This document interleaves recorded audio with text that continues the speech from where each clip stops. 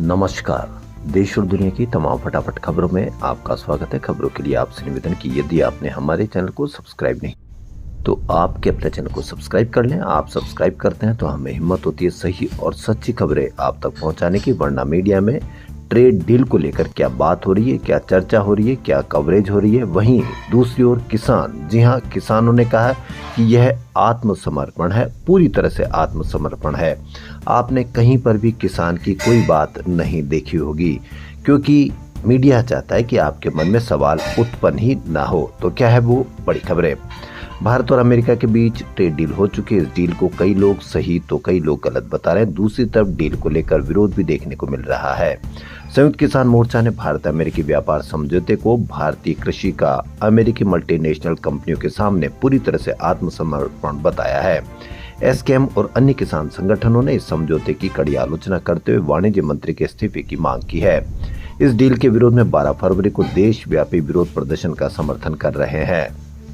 किसान संगठनों की तरफ से कहा गया है कि सरकार किसानों की पीठ में छुरा घोंपने का काम कर रही है। भारत और अमेरिका के बीच डील को लेकर विरोध हो रहा है। वहीं वाणिज्य मंत्री पीयूष गोयल की तरफ से कहा गया है कि इस डील की वजह है कृषि और डेयरी उत्पादों पर कोई असर नहीं पड़ेगा। वहीं संयुक्त किसान मोर्चा ने आरोप लगाया कि अमेरिका के साथ प्रस्तावित अंतरिम व्यापार समझौता भारतीय कृषि का अमेरिकी मल्टीनेशनल कंपनियों के सामने पूरी तरह से आत्मसमर्पण है। इस तरह के फैसलों के लिए पीयूष गोयल को इस्तीफा दे देना चाहिए। दिल्ली में बीजेपी की सरकार बने 1 साल हो गया। 8 फरवरी को विधानसभा चुनाव के नतीजे आए थे। पार्टी और दिल्ली सरकार इसे उपलब्धि भरा साल बता रही है, तो वहीं आम आदमी पार्टी ने इसे फ्रॉड डे करार दिया है। आम आदमी पार्टी के दिल्ली प्रदेश अध्यक्ष सौरभ भारद्वाज ने कहा कि आज 8 फरवरी, आज से 1 साल पहले भारतीय जनता पार्टी ने झूठ, चोरी और फर्जीवाड़ा करके दिल्ली में चुनाव जीता था। उन्होंने कहा कि कैसे प्रवेश वर्मा ने 1100 रुपए देकर 5 साल का कार्ड बांटा था।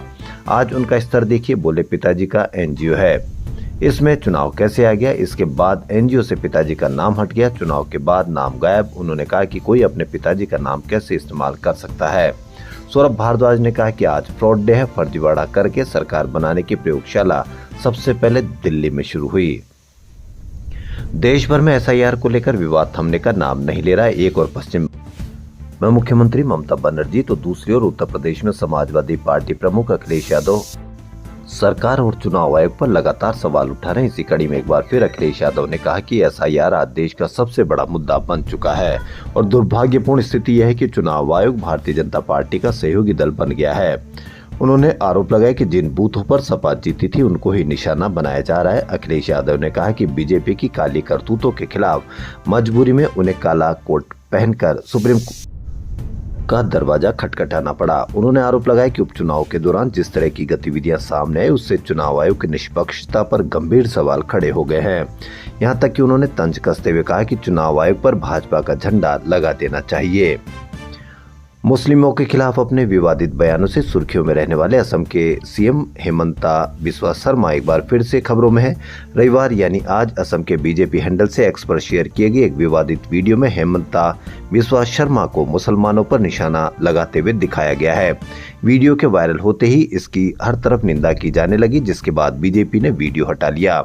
वीडियो पर प्रतिक्रिया देते हुए कांग्रेस के सांसद केसी वेणुगोपाल ने एक्स पर कहा, एक ऑफिशियल बीजेपी हैंडल ने एक वीडियो पोस्ट किया जिसमें अल्पसंख्यकों को टारगेट करके करीब से मर्डर दिखाया गया है। यह नरसंहार के लिए उकसाने के अलावा और कुछ नहीं है। यह एक ऐसा सपना है जिस फांसीवादी सरकार दशकों से देख रही है। हमारे यहाँ इस प्रकार का है तो हम बांग्लादेश की बात क्यों कर सकते हैं?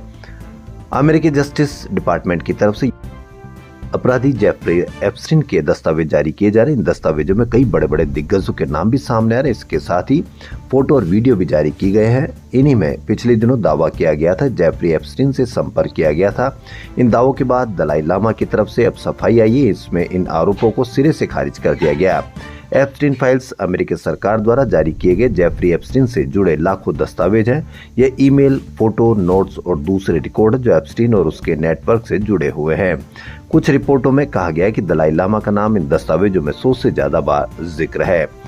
मना करने या खारिज करने से क्या फर्क पड़ता है? 100 बार से ज्यादा नाम कैसे आए, इसका उनको सफाई देना चाहिए। कर्नाटक के विजयपुरा जिले में आज एक खेत में प्राइवेट ट्रेनी प्लेन क्रैश हो गया। जमीन पर गिरने से पहले ही दोनों पायलट ने इजेक्ट कर दिया।